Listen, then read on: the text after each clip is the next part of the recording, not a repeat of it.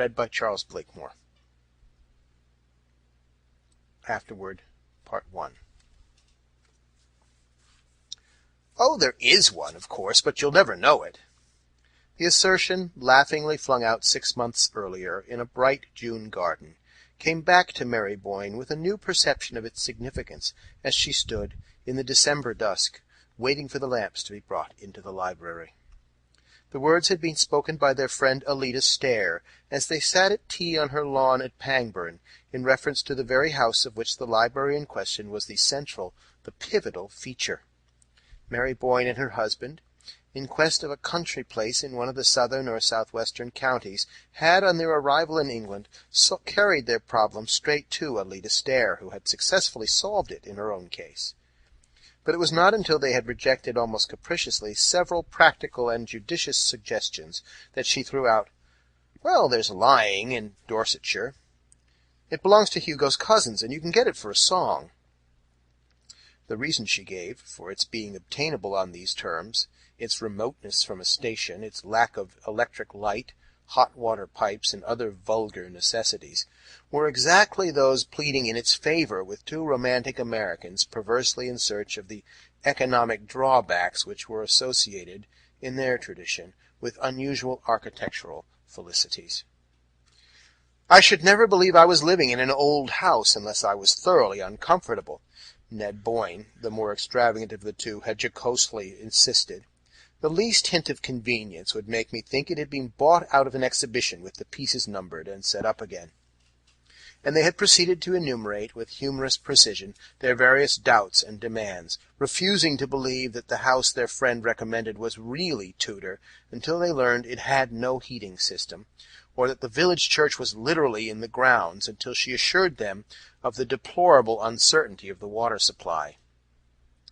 "It's too uncomfortable to be true," Edward Boyne had continued to exult, as the avowal of each disadvantage was successively wrung from her.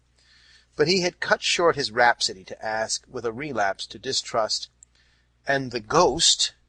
You've been concealing from us the fact that there is no ghost."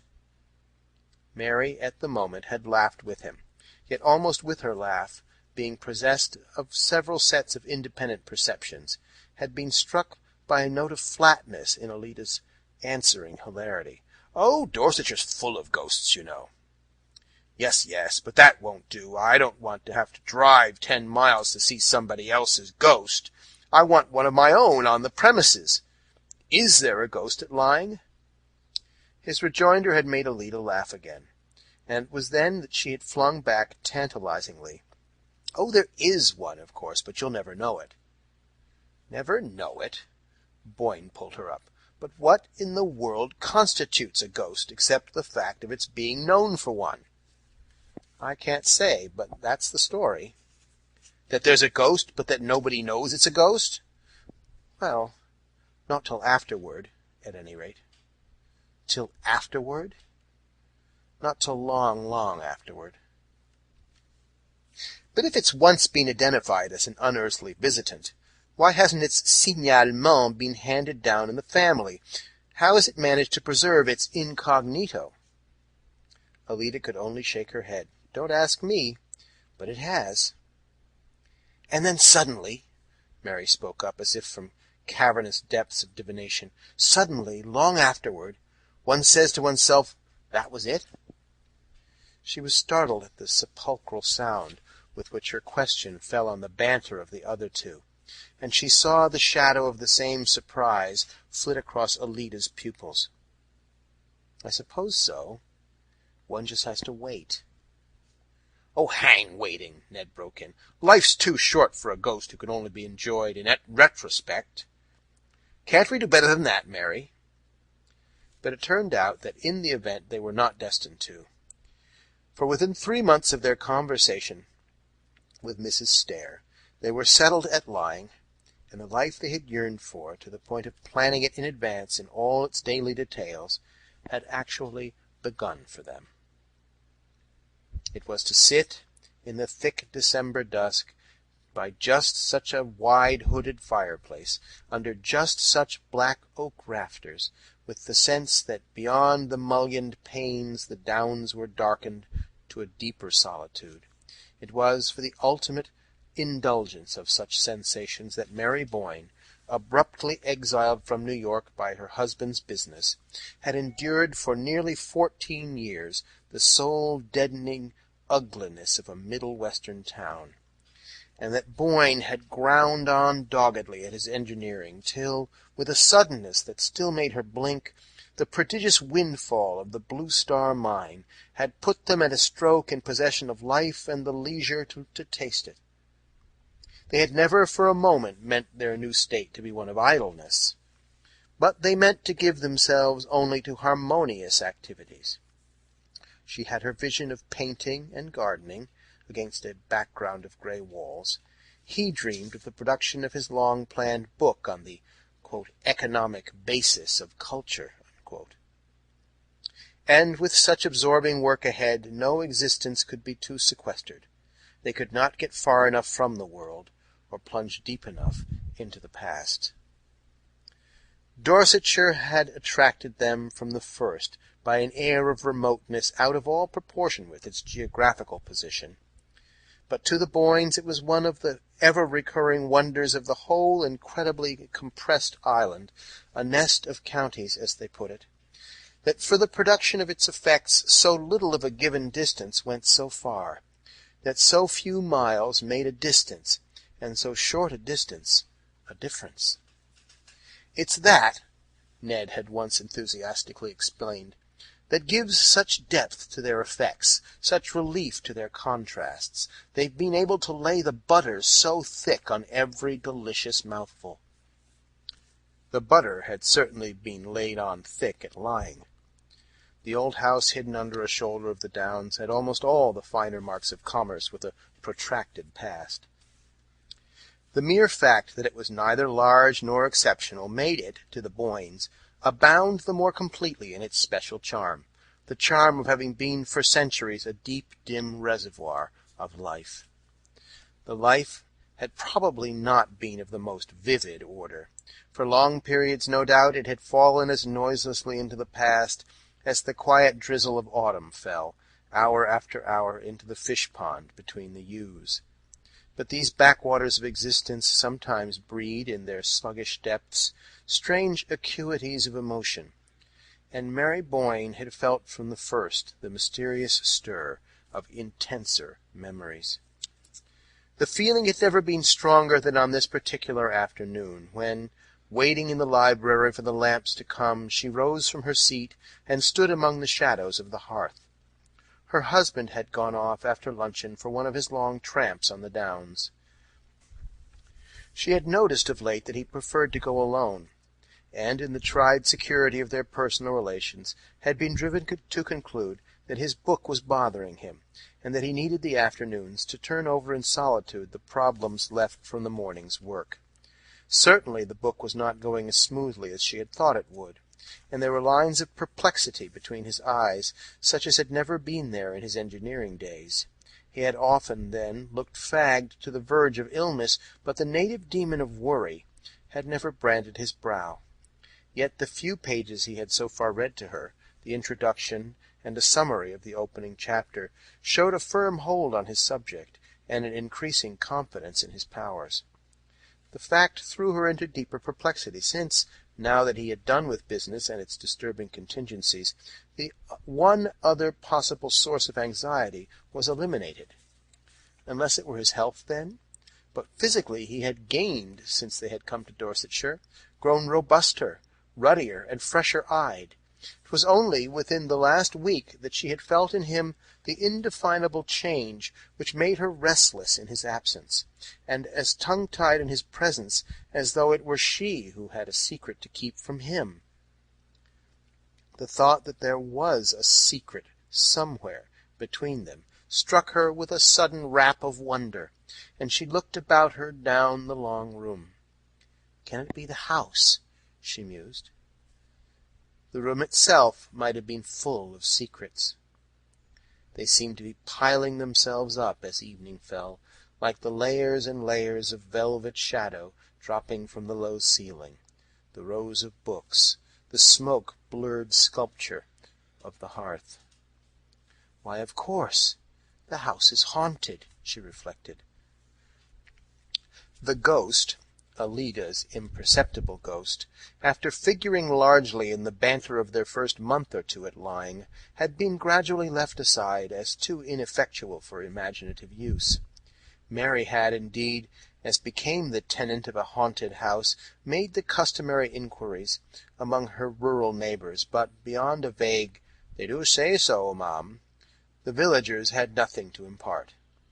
The elusive spectre had apparently never had sufficient identity for a legend to crystallize about it, and after a time the Boynes had set the matter down to their profit and loss account, agreeing that Lying was one of the few houses good enough in itself to dispense with supernatural enhancements. "And I suppose, poor ineffectual demon, that's why it beats its beautiful wings in vain in the void," Mary had laughingly concluded. "Or rather," Ned answered in the same strain, "why, amid so much that's ghostly, it can never affirm its separate existence as the ghost." And thereupon their invisible housemate had finally dropped out of the references, which were numerous enough to make them soon unaware of the loss. Now, as she stood on the hearth, the subject of their earlier curiosity revived in her with a new sense of its meaning, a sense gradually acquired through daily contact with the scene of the lurking mystery. It was the house itself, of course, that possessed the ghost-seeing faculty, that communed visually but secretly with its own past. If one could only get into close enough communion with the house, one might surprise its secret, and acquire the ghost sight on one's own account. Perhaps in his long hours in this very room, where she never trespassed till the afternoon, her husband had acquired it already, and was silently carrying about the weight of whatever it had revealed to him. Mary was too well versed in the code of the spectral world not to know that one could not talk about the ghosts one saw. To do so was almost as great a breach of taste as to name a lady in a club. But this explanation did not really satisfy her. What, after all, except for the fun of the shudder, she reflected, would he really care for any of their old ghosts? And thence she was thrown back once more on the fundamental dilemma, the fact that one's greater or less susceptibility to spectral influences had no particular bearing on the case, since, when one did see a ghost at Lying, one did not know it. Not till long afterwards, Alida Stair had said. Well, supposing Ned had seen one when they first came, and had known only within the last week what had happened to him? More and more under the spell of the hour, she threw back her thoughts to the early days of their tenancy, but at first only to recall a lively confusion of unpacking, settling, arranging of books, and calling to each other from remote corners of the house as, treasure after treasure, it revealed itself to them. It was in this particular connection that she presently recalled a certain soft afternoon of the previous October, when, passing from the first rapturous flurry of exploration to a detailed inspection of the old house, she had pressed, like a novel heroine, a panel that opened on a flight of corkscrew stairs leading to a flat ledge on the roof. The roof which, from below, seemed to slope away on all sides too abruptly for any but practised feet to scale. The view from this hidden coign was enchanting, and she had flown down to snatch Ned from his papers and give him the freedom of her discovery. She remembered still how, standing at her side, he had passed his arm about her while their gaze flew to the long-tossed horizon line of the downs, and then dropped contentedly back to trace the arabesque of yew hedges about the fish-pond and the shadow of the cedar on the lawn. "And now the other way," he had said, turning her about within his arm, and closely pressed to him, she had absorbed like some long satisfying draught the picture of the grey-walled court, the squat lions on the gates, and the lime avenue reaching up to the high road under the downs. It was just then, while they gazed and held each other, that she had felt his arm relax and heard a sharp "Hello!" that made her turn to glance at him. Distinctly, yes, she now recalled that she had seen, as she glanced, a shadow of anxiety, of perplexity rather, fall across his face, and following his eyes, had beheld the figure of a man in loose greyish clothes, as it appeared to her, who was sauntering down the lime avenue to the court with the doubtful gait of a stranger who seeks his way. Her short-sighted eyes had given her but a blurred impression of slightness and greyishness, with something foreign or at least unlocal in the cut of the figure or its dress. But her husband had apparently seen more, seen enough to make him push past her with a hasty "Wait!" and dash down the stairs without pausing to give her a hand. A slight tendency to dizziness obliged her, after a provisional clutch at the chimney against which they had been leaning, to follow him first more cautiously, and when she had reached the landing she paused again, for a less definite reason, leaning over the banister to strain her eyes through the silence of the brown sun-flecked depths. She lingered there till, somewhere in those depths, she heard the closing of a door. Then, mechanically impelled, she went down the shallow flights of steps till she reached the lower hall. The front door stood open on the sunlight of the court, and hall and court were empty. The library door was open too, and after listening in vain for any sound of voices within, she crossed the threshold and found her husband alone, vaguely fingering the papers on his desk. He looked up as if surprised at her entrance, but the shadow of anxiety had passed from his face, leaving it even, as she fancied, a little brighter and clearer than usual. "What was it? Who was it?" she asked. "Who?" he repeated, with the surprise still all on his side. "The man we saw coming toward the house." He seemed to reflect. "The man? Why, I thought I saw Peters. I dashed after him to say a word about the stable drains, but he had disappeared before I could get down." "Disappeared?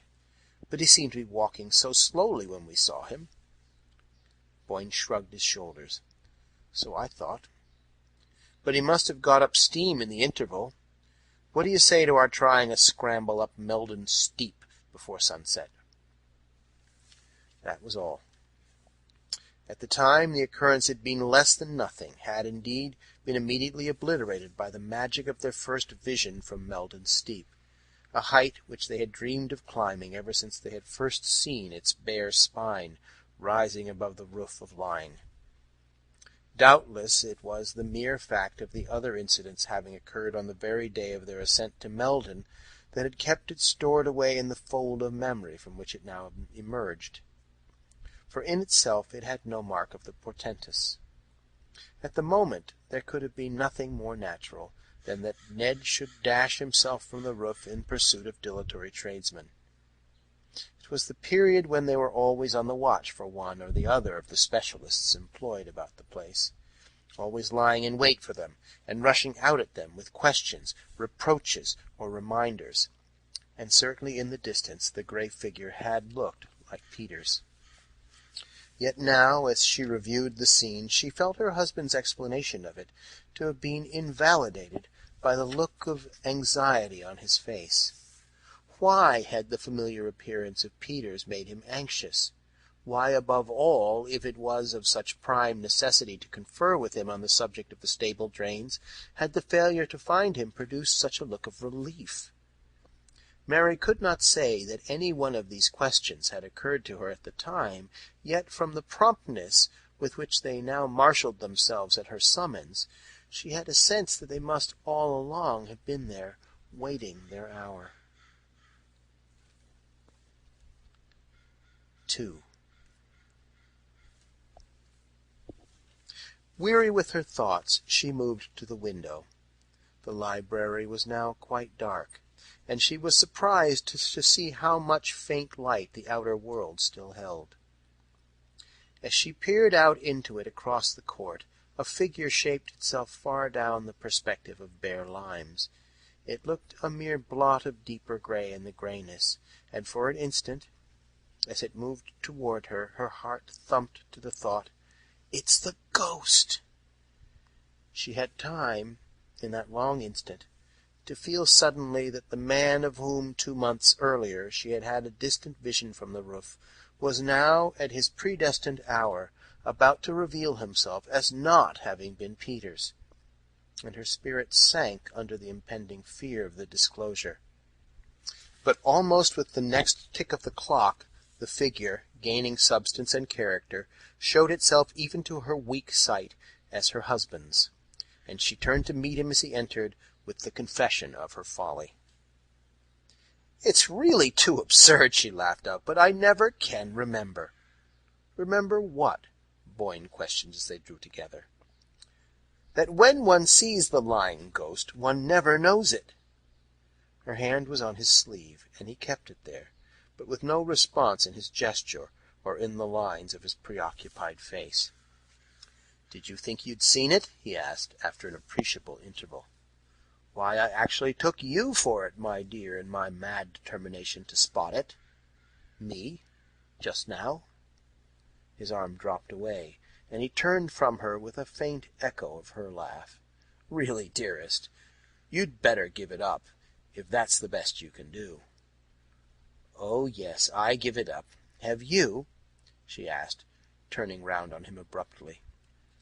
The parlour-maid had entered with letters and a lamp, and the light struck up into Boyne's face as he bent above the tray she presented. "Have you?" Mary perversely insisted, when the servant had disappeared on her errand of illumination. "Have I what?" he rejoined absently, the light bringing out the sharp stamp of worry between his brows as he turned over the letters. "Given up trying to see the ghost." Her heart beat a little at the experiment she was making. Her husband, laying his letters aside, moved away into the shadow of the hearth. "I never tried," he said, tearing open the wrapper of a newspaper. "Well, of course," Mary persisted, "the exasperating thing is that there's no use trying, since one can't be sure till so long afterward." He was unfolding the paper as if he had hardly heard her, but after a pause, during which the sheets rustled spasmodically between his hands, he looked up to ask, "Have you any idea how long?" Mary had sunk into a low chair beside the fireplace.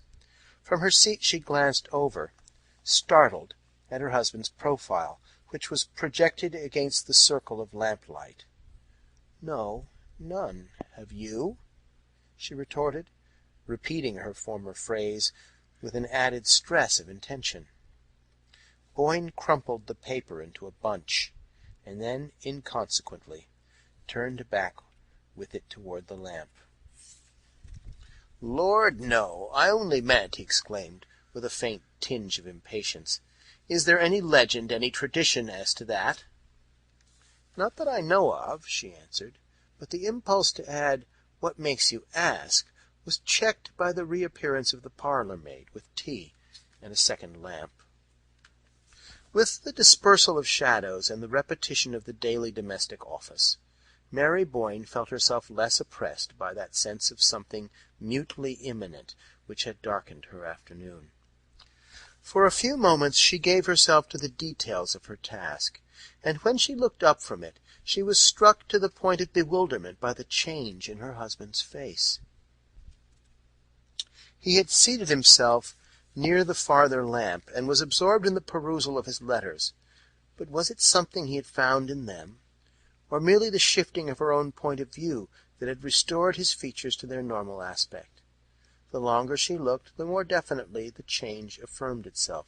The lines of tension had vanished, and such traces of fatigue as lingered were of the kind easily attributable to steady mental effort. He glanced up, as if drawn by her gaze, and met her eyes with a smile. "I'm dying for my tea, you know, and here's a letter for you," he said. She took the letter he held out in exchange for the cup she proffered him, and returning to her seat, broke the seal with the languid gesture of the reader whose interests are all enclosed in the circle of one cherished presence. Her next conscious motion was that of starting to her feet, the letter falling to them as she rose, while she held out to her husband a newspaper clipping. "Ned, what's this? What does it mean?" He had risen at the same instant, almost as if hearing her cry before she uttered it, and for a perceptible space of time he and she studied each other, like adversaries watching for an advantage across the space between her chair and his desk.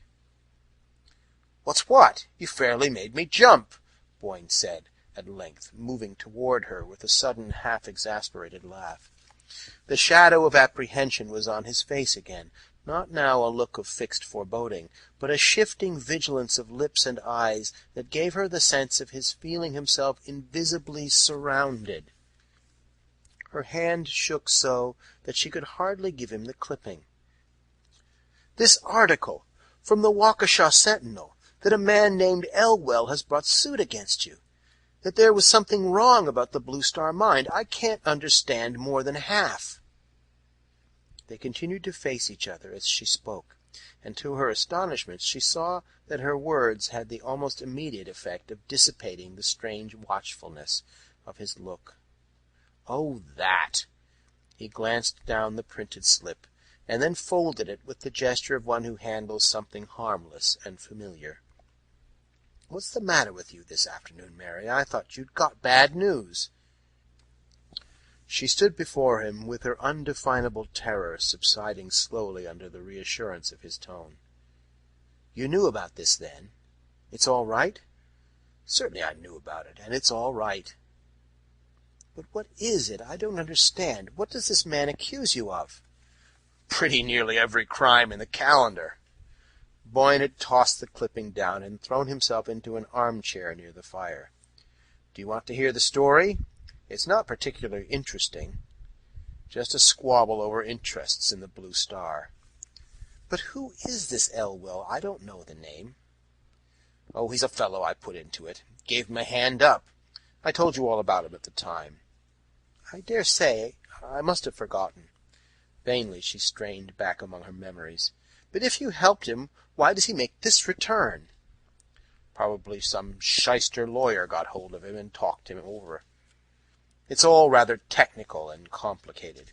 I thought that kind of thing bored you." His wife felt a sting of compunction.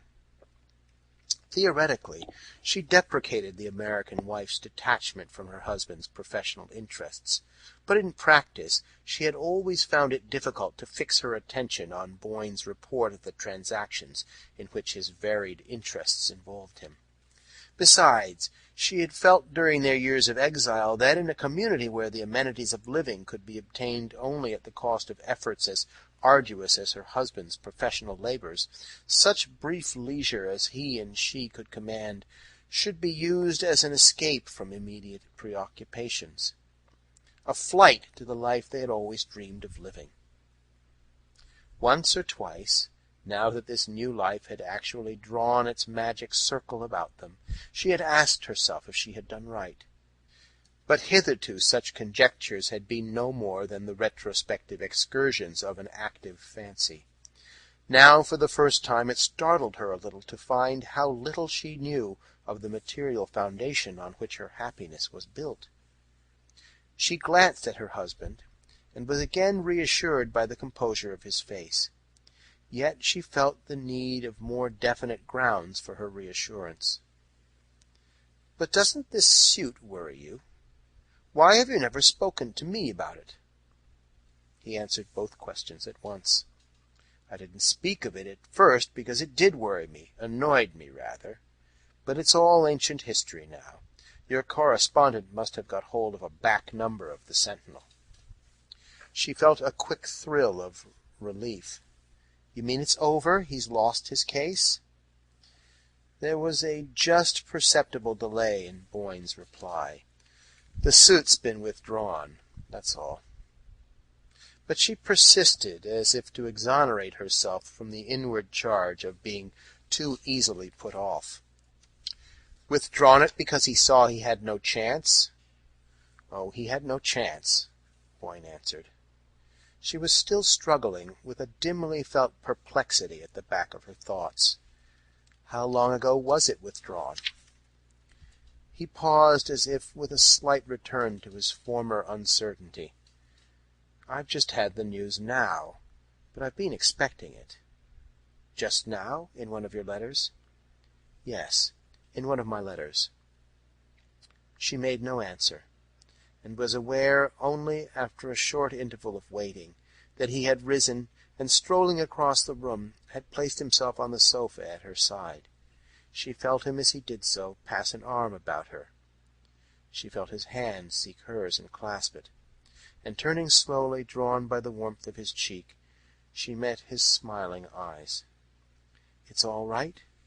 It's all right?" she questioned, through the flood of her dissolving doubts. And, "I give you my word it was never righter," he laughed back at her, holding her close. Part 2. Read by Charles Blakemore. Afterward, Chapter 3. One of the strangest things she was to afterward recall out of all the next day's strangeness was the sudden and complete recovery of her sense of security. It was in the air when she woke in her low-ceiled, dusky room. It went with her downstairs to the breakfast table, flashed out at her from the fire, and reduplicated itself from the flanks of the urn and the sturdy flutings of the Georgian teapot. It was as if in some roundabout way all her diffused fears of the previous day, with their moment of sharp concentration about the newspaper article, as if this dim questioning of the future and startled return upon the past had between them liquidated the arrears of some haunting moral obligation.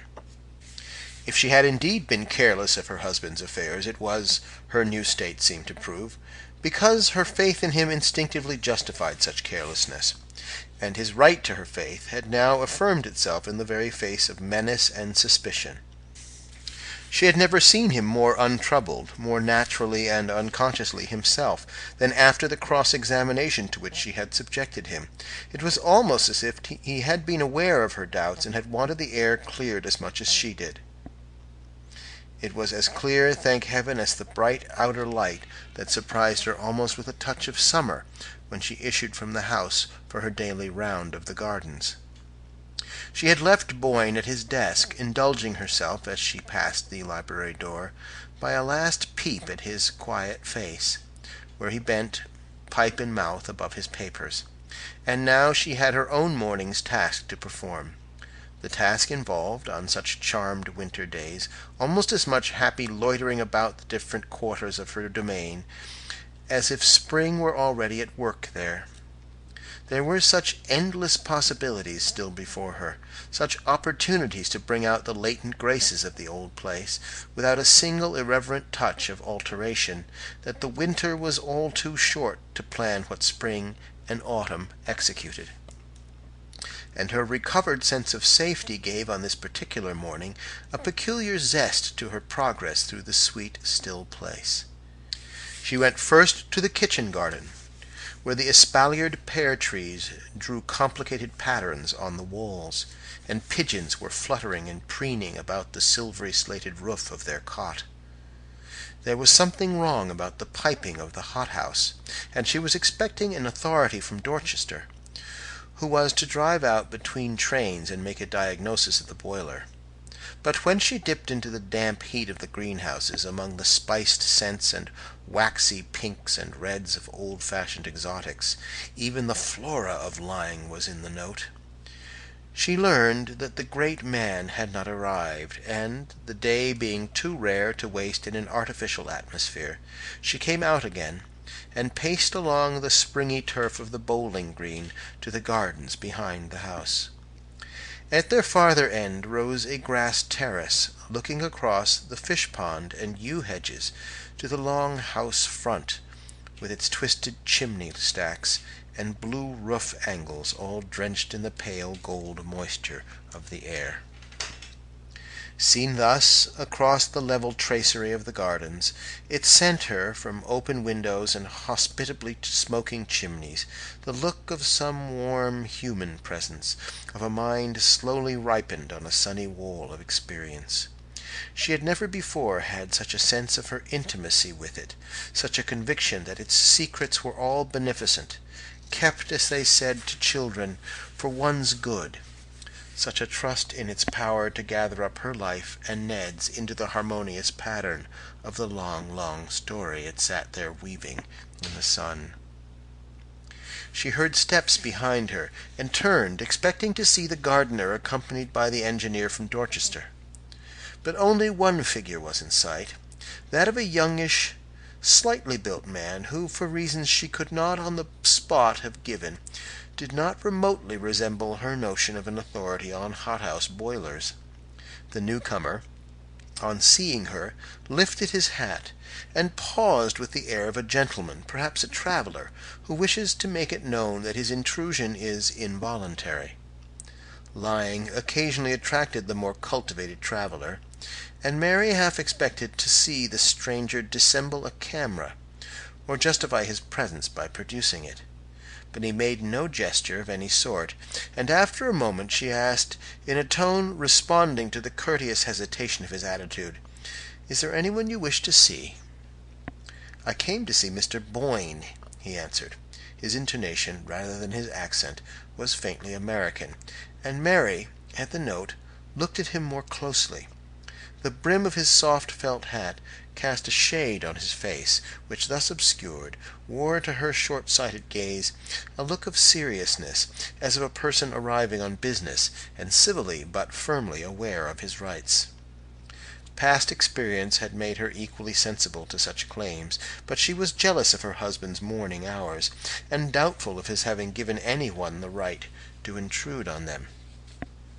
"Have you an appointment with my husband?" she asked. The visitor hesitated, as if unprepared for the question.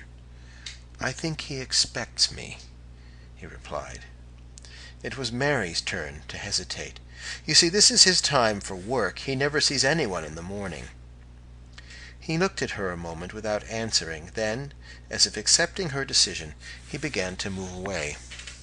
As he turned, Mary saw him pause and glance up at the peaceful house front.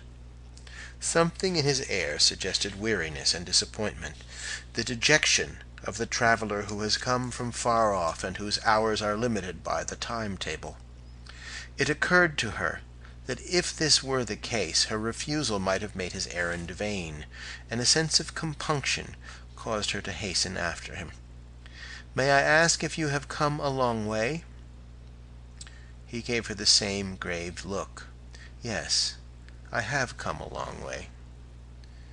"Then if you'll go into the house, no doubt my husband will see you now. You'll find him in the library." She did not know why she had added the last phrase, except from a vague impulse to atone for her previous inhospitality. The visitor seemed about to express his thanks, but her attention was distracted by the approach of the gardener with a companion who bore all the marks of being the expert from Dorchester. "This way," she said, waving the stranger to the house, and an instant later she had forgotten him in the absorption of her meeting with the boiler-maker. The encounter led to such far-reaching results that the engineer ended by finding it expedient to ignore his train, and Mary was beguiled into spending the remainder of the morning in absorbed confabulation among the flower-pots. When the colloquy ended, she was surprised to find that it was nearly luncheon time, and she half expected, as she hurried back to the house, to see her husband coming out to meet her. But she found no one in the court but an under-gardener raking the gravel, and the hall, when she entered it, was so silent that she guessed Boyne to be still at work. Not wishing to disturb him, she turned into the drawing-room, and there, at her writing-table, lost herself in renewed calculations of the outlay to which the morning's conference had pledged her. The fact that she could permit herself such follies had not yet lost its novelty, and somehow, in contrast to the vague fears of the previous days, it now seemed an element of her recovered security, of the sense that, as Ned had said, things in general had never been righter. She was still luxuriating in a lavish play of figures, when the parlour-maid, from the threshold, roused her with an inquiry as to the expediency of serving luncheon. It was one of their jokes that Trimmle, announced luncheon as if she were divulging a state secret, and Mary, intent upon her papers, merely murmured an absent-minded assent. She felt Trimmle wavering doubtfully on the threshold, as if in rebuke of such unconsidered assent. Then her retreating steps sounded down the passage, and Mary, pushing away her papers, crossed the hall and went to the library door. It was still closed, and she wavered in her turn, disliking to disturb her husband, yet anxious that he should not exceed his usual measure of work. As she stood there, balancing her impulses, Trimmle returned with the announcement of luncheon, and Mary, thus impelled, opened the library door. Boyne was not at his desk, and she peered about her, expecting to discover him before the bookshelves, somewhere down the length of the room. But her call brought no response, and gradually it became clear to her that he was not there. She turned back to the parlour-maid. "Mr. Boyne must be upstairs. Please tell him that luncheon is ready." Trimmle appeared to hesitate between the obvious duty of obedience and an equally obvious conviction of the foolishness of the injunction laid on her. The struggle resulted in her saying, "If you please, ma'am, Mr. Boyne's not upstairs." "Not in his room? Are you sure?" "I'm sure, ma'am." Mary consulted the clock. "Where is he, then?" "He's gone out," Trimmle announced, with the superior air of one who has respectfully waited for the question that a well-ordered mind would have put first. Mary's conjecture had been right, then. Boyne must have gone to the gardens to meet her, and since she had missed him, it was clear that he had taken the shorter way by the south door, instead of going round to the court. She crossed the hall to the French window opening directly on the yew garden. But the parlour-maid, after another moment of inner conflict, decided to bring out, "Please, ma'am, Mr. Boyne didn't go that way." Mary turned back. "Where did he go, and when?" "He went out of the front door up the drive, madam." It was a matter of principle with Trimmle never to answer more than one question at a time. "Up the drive? At this hour?" Mary went to the door herself and glanced across the court through the tunnel of bare limes, but its perspective was as empty as when she had scanned it on entering. Did Mr. Boyne leave no message? Trimmle seemed to surrender herself to a last struggle with the forces of chaos. "No, ma'am. He just went out with the gentleman." "The gentleman? What gentleman?" Mary wheeled about, as if to front this new factor. "The gentleman who called, ma'am," said Trimmle, resignedly. "When did a gentleman call? Do explain yourself, Trimmle."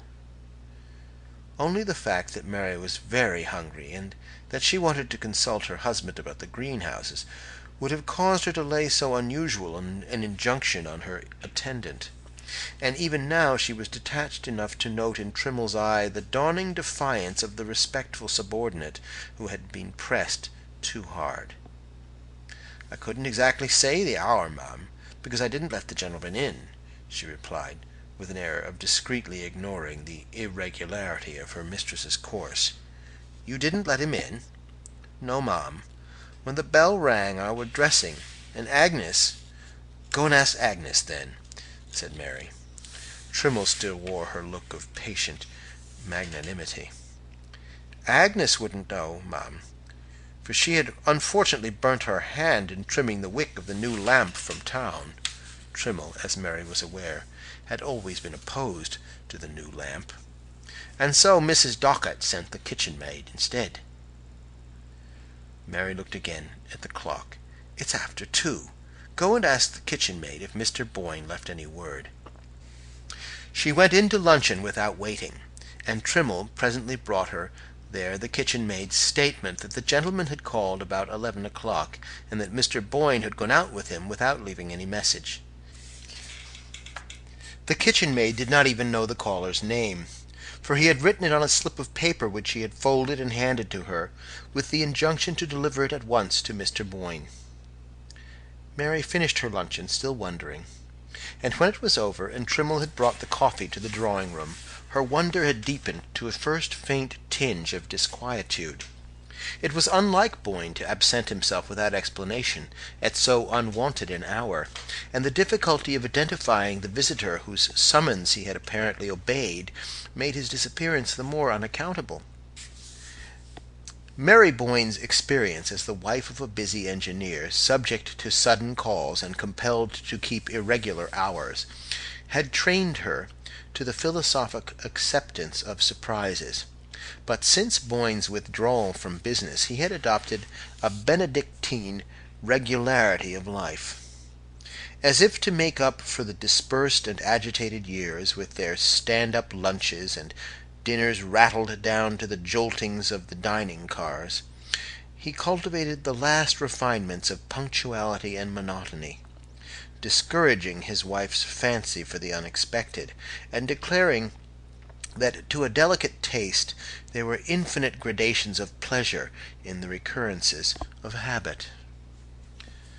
Still, since no life can completely defend itself from the unforeseen, it was evident that all Boyne's precautions would sooner or later prove unavailable, and Mary concluded that he had cut short a tiresome visit by walking with his caller to the station, or at least accompanying him for part of the way. This conclusion relieved her from further preoccupation, and she went out herself to take up her conference with the gardener. Thence she walked to the village post-office, a mile or so away, and when she turned toward home the early twilight was setting in. She had taken a footpath across the downs, and as Boyne, meanwhile, had probably returned from the station by the high road, there was little likelihood of their meeting. She felt sure, however, of his having reached the house before her, so sure that when she entered it herself, without even pausing to inquire of Trimmle, she made directly for the library. But the library was still empty, and with an unwonted exactness of visual memory she observed that the papers on her husband's desk lay precisely as they had lain when she had gone in to call him to luncheon. Then of a sudden she was seized by a vague dread of the unknown. She had closed the door behind her on entering, and as she stood alone in the long silent room, her dread seemed to take shape and sound, to be there breathing and lurking among the shadows, her short-sighted eyes strained through them, half discerning an actual presence, something aloof that watched and knew. And in the recoil from that intangible presence she threw herself on the bell-rope and gave it a sharp pull. The sharp summons brought Trimmle in precipitately, with a lamp, and Mary breathed again at this sobering reappearance of the usual. "You may bring tea if Mr. Boyne is in," she said, to justify her ring. "Very well, madam. But Mr. Boyne is not in," said Trimmle, putting down the lamp. "Not in? You mean he's come back and gone out again?" "No, ma'am. He's never been back." The dread stirred again, and Mary knew that now it had her fast. Not since he went out with the gentleman? Not since he went out with the gentleman. But who was the gentleman? Mary insisted, with the shrill note of someone trying to be heard through a confusion of noises. "That I couldn't say, ma'am." Trimmle, standing there by the lamp, seemed suddenly to grow less round and rosy, as though eclipsed by the same creeping shade of apprehension. "But the kitchen maid knows. Wasn't it the kitchen maid who let him in?" "She doesn't know either, ma'am, for he wrote his name on a folded paper." Mary, through her agitation, was aware that they were both designating the unknown visitor by a vague pronoun instead of the conventional formula which, till then, had kept their allusions within the bounds of conformity. And at the same moment her mind caught at the suggestions of the folded paper. "But he must have a name. Where's the paper?" She moved to the desk and began to turn over the documents that littered it. The first that caught her eye was an unfinished letter in her husband's hand, with his pen lying across it, as though dropped there at a sudden summons. "My dear Parvis." Who was Parvis? I have just received your letter announcing Elwell's death, and while I suppose there is now no further risk of trouble, it might be safer—" She tossed the sheet aside and continued her search, but no folded paper was discoverable among the letters and pages of manuscript which had been swept together in a heap, as if by a hurried or a startled gesture. "But the kitchen-maid saw him. Send her here," she commanded, wondering at her dullness in not thinking sooner of so simple a solution. Trimmle vanished in a flash, as if thankful to be out of the room, and when she reappeared, conducting the agitated underling, Mary had regained her self-possession, and had her questions ready. The gentleman was a stranger, yes, that she understood, but what had he said? And above all, what had he looked like? The first question was easily enough answered, for the disconcerting reason that he had said so little, had merely asked for Mr. Boyne, and scribbling something on a piece of paper, had requested that it should at once be carried in to him. "Then you don't know what he wrote? You're not sure it was his name?" The kitchen-maid was not sure, but supposing it was, since he had written it in answer to her inquiry as to whom she should announce. "And when you carried the paper in to Mr. Boyne, what did he say?" The kitchen-maid did not think that Mr. Boyne had said anything, but she could not be sure, for just as she had handed him the paper and he was opening it, she had become aware that the visitor had followed her into the library, and she had slipped out, leaving the two gentlemen together. "But then, if you left them in the library, how do you know that they went out of the house?" This question plunged the witness into a momentary inarticulateness, from which she was rescued by Trimmle, who, by means of ingenious circumlocutions, elicited the statement that before she could cross the hall to the back passage, she had heard the two gentlemen behind her, and had seen them go out of the front door together. "Then if you saw the strange gentleman twice, you must be able to tell me what he looked like." But with this final challenge to her powers of expression, it became clear that the limit of the kitchen-maid's endurance had been reached. The obligation of going to the front door to show in a visitor was in itself so subversive of the fundamental order of things that it had thrown her faculties into hopeless disarray, and she could only stammer out, after various panting efforts, "His hat, mum, was different like, if you might say." "Different? How different?" Mary flashed out, her own mind in the same instant leaping back to an image left on it that morning, and then lost under layers of subsequent impressions. "His hat had a wide brim, you mean, and his face was pale, a youngish face?" Mary pressed her, with a white-lipped intensity of interrogation. But if the kitchen-maid found any adequate answer to this challenge, it was swept away for her listener down the rushing current of her own convictions. The stranger in the garden! Why had Mary not thought of him before? She needed no one now to tell her that it was he who had called for her husband and had gone away with him. But who was he, and why had Boyne obeyed him?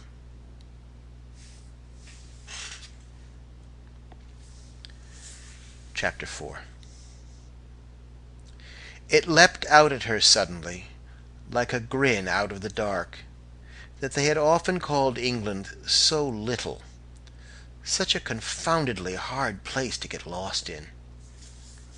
A confoundedly hard place to get lost in. That had been her husband's phrase, and now, with the whole machinery of official investigation sweeping its flashlights from shore to shore and across the dividing straits, now with Boyne's name blazing from the walls of every town and village, his portrait, how that wrung her, hawked up and down the country like the image of a hunted criminal, now the little compact populous island, so policed, surveyed, and administered, revealed itself as a sphinx-like guardian of abysmal mysteries, staring back into his wife's anguished eyes, as if with the wicked joy of knowing something they would never know.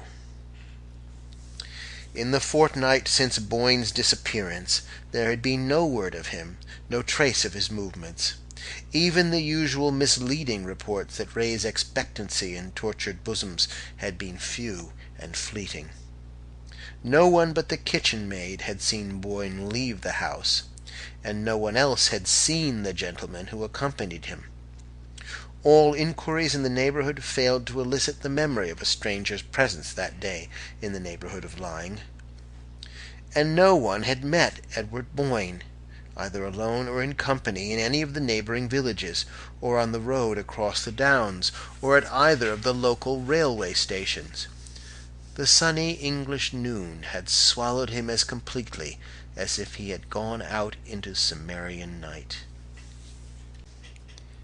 Mary, while every official means of investigation was working at its highest pressure, had ransacked her husband's papers for any trace of antecedent complications, of entanglements or obligations unknown to her, that might throw a ray into the darkness. But if any such had existed in the background of Boyne's life, they had vanished like the slip of paper on which the visitor had written his name. There remained no possible thread of guidance except, if it were indeed an exception, the letter which Boyne had apparently been in the act of writing when he received his mysterious summons. That letter, read and reread by his wife, and submitted by her to the police, yielded little enough to feed conjecture. I have just heard of Elwell's death, and while I suppose that there is now no further risk of trouble, it might be safer. That was all. The risk of trouble was easily explained by the newspaper clipping which had apprised Mary of the suit brought against her husband by one of his associates in the Blue Star enterprise. The only new information conveyed by the letter was the fact of its showing Boyne, when he wrote it, to be still apprehensive of the results of the suit, though he had told his wife that it had been withdrawn, and though the letter itself proved that the plaintiff was dead. It took several days of cabling to fix the identity of the Parvis to whom the fragment was addressed, but even after these inquiries had shown him to be a Waukesha lawyer, no new facts concerning the Elwell suit were elicited. He appeared to have had no direct concern in it, but to have been conversant with the facts merely as an acquaintance and possible intermediary, and he declared himself unable to guess with what object Boyne intended to seek his assistance. This negative information, sole fruit of the first fortnight's search, was not increased by a jot during the slow weeks that followed. Mary knew that the investigations were still being carried on, but she had a vague sense of their gradually slackening, as the actual march of time seemed to slacken.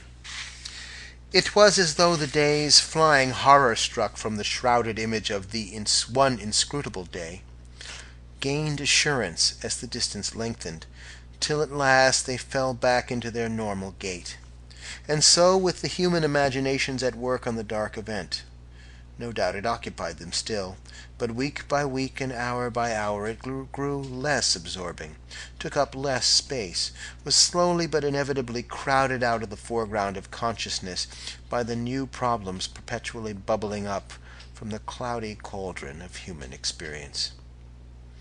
Even Mary Boyne's consciousness gradually felt the same lowering of velocity.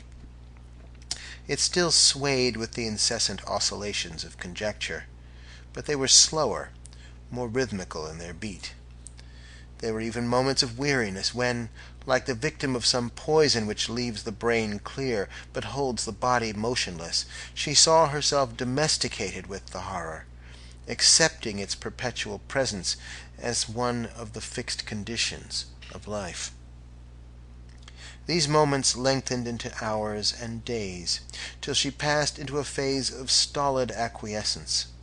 She watched the routine of daily life with the incurious eye of a savage on whom the meaningless processes of civilization make but the faintest impression. She had come to regard herself as part of the routine, a spoke of the wheel, revolving in its motion. She felt almost like the furniture of the room in which she sat, an insensate object to be dusted and pushed about with the chairs and tables, and this deepening apathy held her fast at Lying. in spite of the entreaties of friends and the usual medical recommendations of change. Her friends supposed that her refusal to move was inspired by the belief that her husband would one day return to the spot from which he had vanished, and a beautiful legend grew up about this imaginary state of waiting. But in reality she had no such belief. The depths of anguish enclosing her were no longer lighted by flashes of hope. She was sure that Boyne would never come back, that he had gone out of her sight as completely as if death itself had waited that day on the threshold. She had even renounced one by one the various theories as to his disappearance which had been advanced by the press, the police, and her own agonized imagination. In sheer lassitude, her mind turned from these alternatives of horror and sank back into the blank fact that he was gone. No, she would never know what had become of him. No one would ever know. But the house knew. The library in which she spent her long, lonely evenings knew. For it was here that the last scene had been enacted, here that the stranger had come and spoken the word which had caused Boyne to rise and follow him.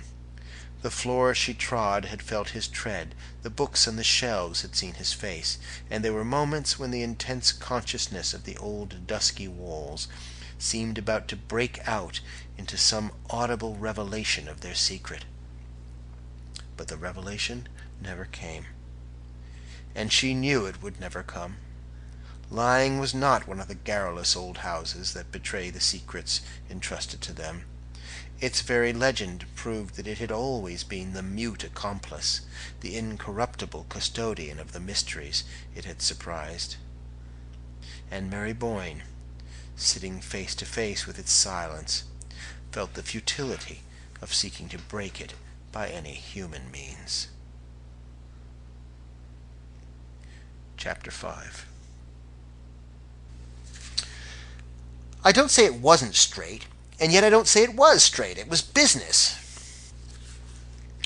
Mary, at the words, lifted her head with a start, and looked intently at the speaker. When half an hour before a card with Mr. Parvis on it had been brought up to her, she had been immediately aware that the name had been a part of her consciousness ever since she had read it at the head of Boyne's unfinished letter. In the library she had found awaiting her a small, sallow man with a bald head and gold eyeglasses, and it sent a tremor through her to know that this was the person to whom her husband's last known thought had been directed. Parvis, civilly but without vain preamble, in the manner of a man who has his watch in his hand, had set forth the object of his visit. He had run over to England on business, and finding himself in the neighborhood of Dorchester, had not wished to leave it without paying his respects to Mrs. Boyne, and without asking her, if the occasion offered, what she meant to do about Bob Elwell's family. The words touched the spring of some obscure dread in Mary's bosom. Did her visitor, after all, know what Boyne had meant by his unfinished phrase? She asked for an elucidation of his question, and noticed at once that he had seemed surprised at her continued ignorance of the subject. Was it possible that she really knew as little as she said? "I know nothing. You must tell me," she faltered out. And her visitor thereupon proceeded to unfold his story. It threw, even to her confused perceptions and imperfectly initiated vision, a lurid glare on the whole hazy episode of the Blue Star Mine. Her husband had made his money in that brilliant speculation at the cost of getting ahead of someone less alert to seize the chance. And the victim of his ingenuity was young Robert Elwell, who had put him on to the Blue Star scheme. Parvis, at Mary's first cry, had thrown her a sobering glance through his impartial glasses. "Bob Elwell wasn't smart enough, that's all. If he had been, he might have turned around and served Boyne the same way. It's the kind of thing that happens every day in business. I guess it's what the scientists call the survival of the fittest, see?" said Mr. Parvis, evidently pleased with the aptness of his analogy. Mary felt a physical shrinking from the next question she tried to frame. It was as though the words on her lips had a taste that nauseated her. "But then you accuse my husband of doing something dishonorable?" Mr. Parvis surveyed the question dispassionately. "Oh, no, I don't. I don't even say it wasn't straight." He glanced up and down the long lines of books, as if one of them might have supplied him with the definition he sought. "I don't say it wasn't straight, and yet I don't say it was straight. It was business." After all, no definition in his category could be more comprehensive than that. Mary sat staring at him with a look of terror. He seemed to her like the indifferent emissary of some evil power. "But Mr. Elwell's lawyers apparently did not take your view, since I suppose the suit was withdrawn by their advice." "Oh, yes. They knew he hadn't a leg to stand on, technically. It was when they advised him to withdraw the suit that he got desperate. You see, he'd borrowed most of the money he lost in the Blue Star, and he was up a tree. That's why he shot himself when they told him he had no show." The horror was sweeping over Mary in great deafening waves. He shot himself? He killed himself because of that? Well, he didn't kill himself exactly. He dragged on 2 months before he died. Parvis emitted the statement as unemotionally as a gramophone grinding out its record. "You mean that he tried to kill himself and failed? And tried again?" "Oh, he didn't have to try again," said Parvis grimly. They sat opposite each other in silence, he swinging his eyeglasses thoughtfully about his finger, she motionless, her arms stretched along her knees in an attitude of rigid tension. "But if you knew all this," she began at length, hardly able to force her voice above a whisper, "how is it that when I wrote you at the time of my husband's disappearance, you said you didn't understand his letter?" Parvis received this without perceptible embarrassment. "Why, I didn't understand it, strictly speaking. And it wasn't the time to talk about it if I had. The Elwell business was settled when the suit was withdrawn. Nothing I could have told you would have helped you to find your husband." Mary continued to scrutinize him. "Then why are you telling me now?" Still Parvis did not hesitate. "Well, to begin with, I supposed you knew more than you appear to. I mean, about the circumstances of Elwell's death. And then people are talking of it now. The whole matter's been raked up again. And I thought if you didn't know, you ought to." She remained silent, and he continued. "You see, it's only come out lately what a bad state Elwell's affairs were in. His wife's a proud woman, and she fought on as long as she could, going out to work and taking sewing at home when she got too sick, something with the heart, I believe. But she had his mother to look after, and the children, and she broke down under it and finally had to ask for help. That called attention to the case, and the papers took it up, and a subscription was started. Everybody out there liked Bob Elwell, and most of the prominent names in the place are down on the list. And people began to wonder why—" Parvis broke off to fumble in an inner pocket. "Here," he continued, "here's an account of the whole thing from the Sentinel. A little sensational, of course, but I guess you'd better look over it." He held out a newspaper to Mary, who unfolded it slowly, remembering as she did so the evening when, in that same room, the perusal of a clipping from the Sentinel had first shaken the depths of her security. As she opened the paper, her eyes shrinking from the glaring headlines, "Widow of Boyne's Victim Forced to Appeal for Aid," ran down the column of text to 2 portraits inserted in it. The first was her husband's, taken from a photograph made the year they had come to England. It was the picture of him that she liked best, the one that stood on the writing-table upstairs in her bedroom. As the eyes in the photograph met hers, she felt it would be impossible to read what was said of him, and closed her lids with the sharpness of the pain.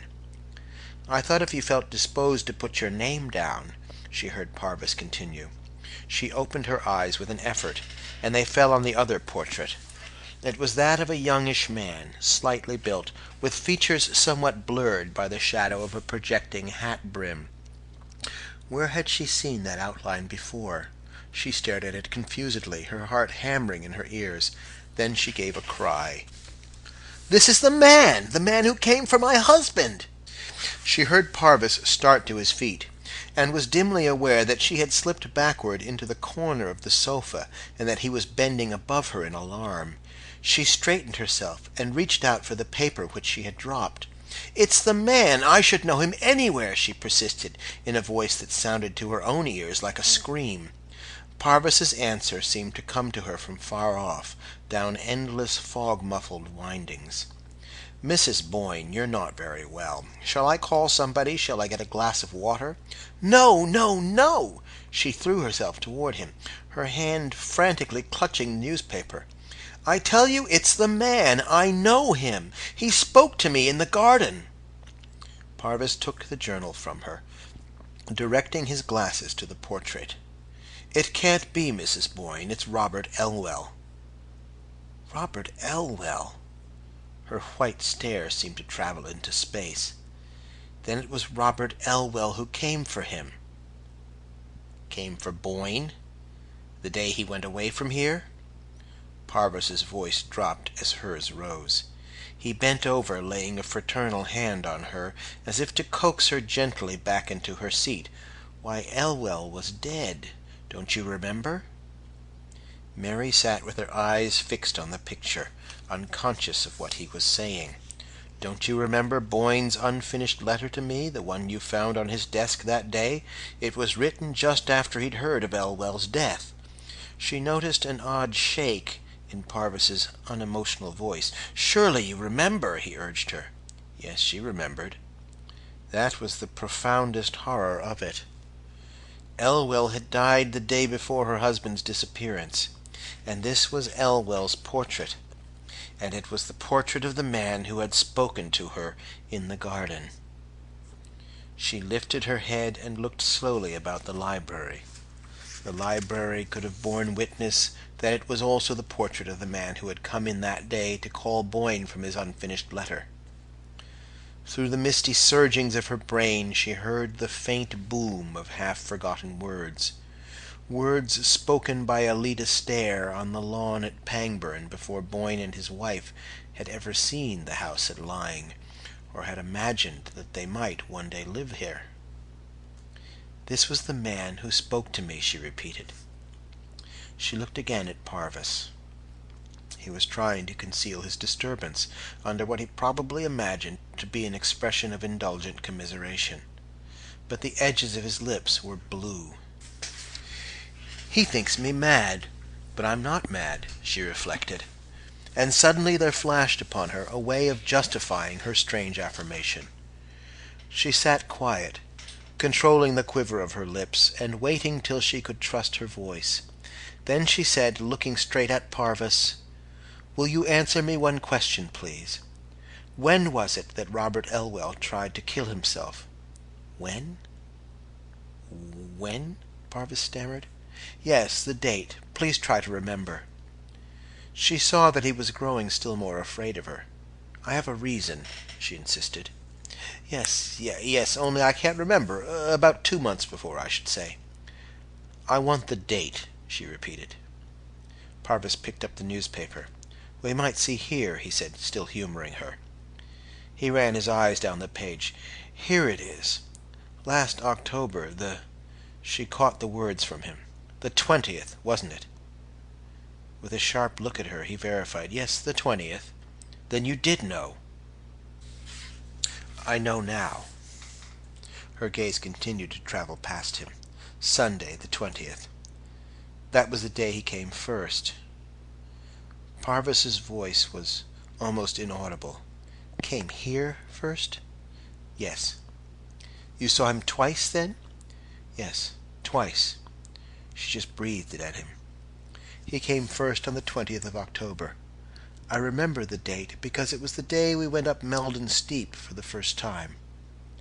She felt a faint gasp of inward laughter at the thought that, but for that, she might have forgotten. Parvis continued to scrutinize her as if trying to intercept her gaze. "We saw him from the roof," she went on. "He came down the lime avenue toward the house. He was dressed just as he is in that picture. My husband saw him first. He was frightened, and ran down ahead of me, but there was no one there. He had vanished." "Elwell had vanished?" Parvis faltered. "Yes." Their two whispers seemed to grope for each other. I couldn't think what had happened. "I see now. He tried to come then, but he wasn't dead enough. He couldn't reach us. He had to wait for 2 months to die, and then he came back again. And Ned went with him." She nodded at Parvis, with the look of triumph of a child who has worked out a difficult puzzle. But suddenly she lifted her hands with a desperate gesture, pressing them to her temples. "Oh, my God, I sent him to Ned! I told him where to go! I sent him to this room!" she screamed. She felt the walls of books rush towards her like inward-falling ruins, and she heard Parvis a long way off, through the ruins, crying to her and struggling to get at her. But she was numb to his touch. She did not know what he was saying. Through the tumult she heard but one clear note, the voice of Alida Stair, speaking on the lawn at Pangbourne. "You won't know till afterward," it said.